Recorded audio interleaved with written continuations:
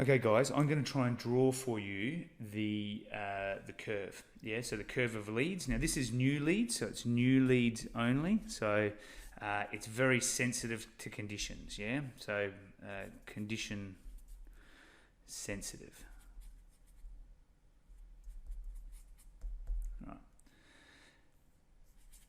Condition sensitive. Cool. So here we go. So if we go January, February, March, April, May, June, July. Am I going to make it? June, July, August, September, October, November, December. And room to spare. Isn't that nice?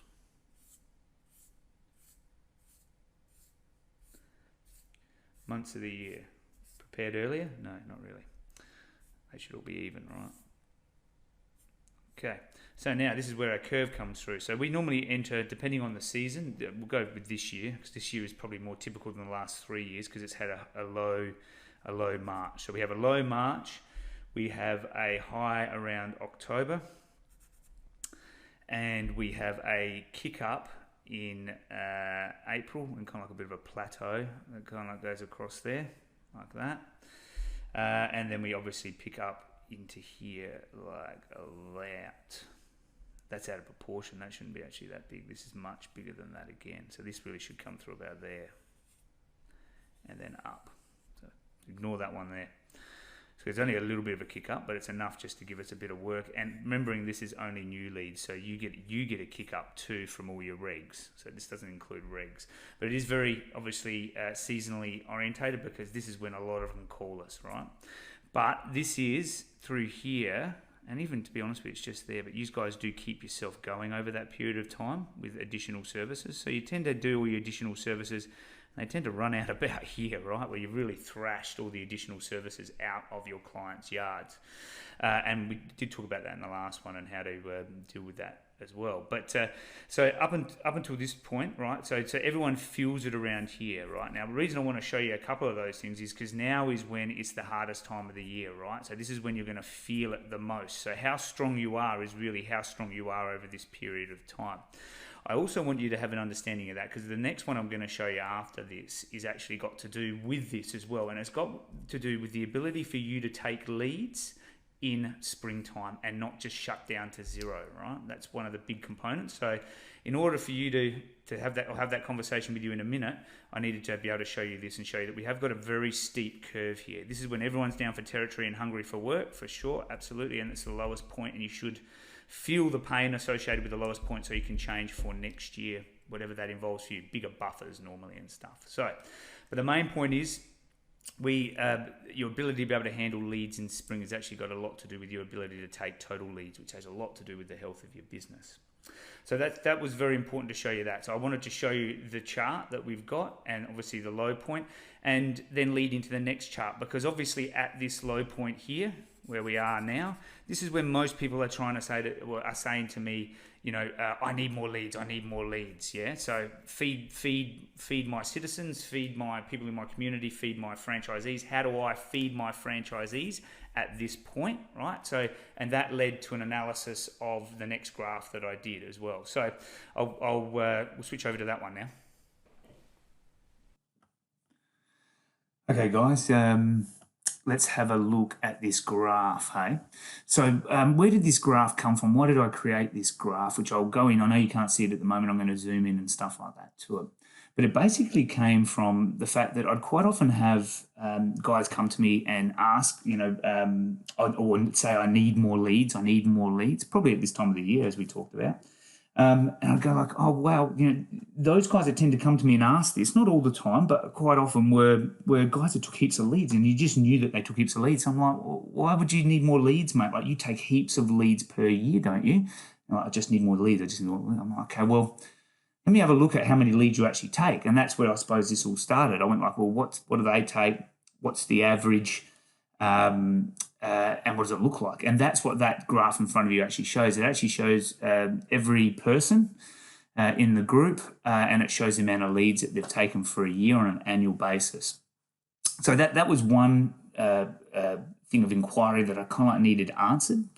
like why do you need more leads? What's your lead levels? And then on the other side of it as well, quite often when guys present their businesses for sale, I get to see their client lists, obviously.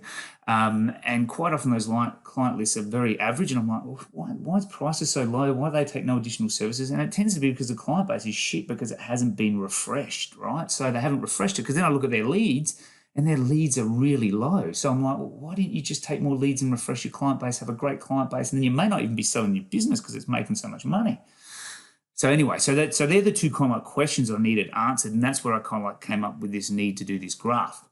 So scrolling down, if you have a look at this, this is zooming in, obviously on the top 5 and top 10%. So what I found really interesting to start with was that the 5-10% who only contribute, the top 5% that only contribute 5% to the advertising fund take, almost a quarter of all leads. They take 22% of all leads, right? So the first thing that made me think then is, well, why aren't other people taking more leads? Yeah, so but these guys can do it. These guys have no advantage that you don't have. Why are they taking more leads? That's the question that kind of like comes from that as well, that we'll lead on to in a minute as well. And then the top 10% take 1/3 of all leads, right? So and they got no advantage over you either. So so for people that are say in the mid section of things, around here, they could certainly jump up to this level if they wanted to. And these guys could probably jump up to some mid-level here if they wanted to, if I can give you instructions on how to do it, I suppose, because why aren't you doing it now? Right? So that's kind of like where that came from. And then I came up with this. I put a few notes to it. So how I can coach you, I suppose, or help you understand what you could be or should be doing as a result of this, right? So I've already spoken about that top 5 and top 10%. And I'd sent this through to another franchisor and who's very good with graphs and stuff like that. And he started talking to me about it. So this level here, the third level, obviously these guys here are taking an absolute ton of leads. And this, I suppose, applies to everyone from probably this point or maybe that point onwards, and that 5 or that top 10%. And that is how sustainable is your business? What happens if leads dropped by 10% in a year? Would you be really hard to find, compared to, say, at the other end, down this end? These guys, if leads drop by 10%, they're probably not going to notice because their business doesn't rely on such a high input of leads. So how sustainable is that business? And it's only a question. It's just asking a question. It's not saying anything other than that. But, would your business be able to thrive and prosper if we hit harder times, if you need to consume more? Remembering that I'm also thinking all the time, how do I feed you guys as well? Do you know what I mean? So these guys do require more to get fed, or do they not? Or are they dropping off? There's certainly a fair few of them in this range here that are in their first year, and you'd expect them to come down. And that's actually something that came up when I was talking to the other franchisor. He said, it's more the problems of sustainability. He brought that up, would exist more in people that, don't come down from those higher levels after their first, 3 years, I don't know, or first year, certainly. And he actually told me to compare, extract that out from it. And I did, but the learning, I think, is still in front of us at the moment. We don't need to extract that out. Because we're looking at general learning, general ideas, just asking questions and seeing if it resonates with you in any kind of way. Cool. Now, these guys here, certainly that are around, on the upper level of, say, 83 down to, say, like around the 44 leads per year. You can certainly take it up a notch. Down at the lower ends of this, you're certainly looking at, the fact that, the next section, what I'm going to talk about is, there's no excuse you should be able to jump up another level in terms of taking clients. Yeah, so it's right there. It's right in front of you. You just got to do what those guys are doing, right? And I'll talk to you about that in a minute as well.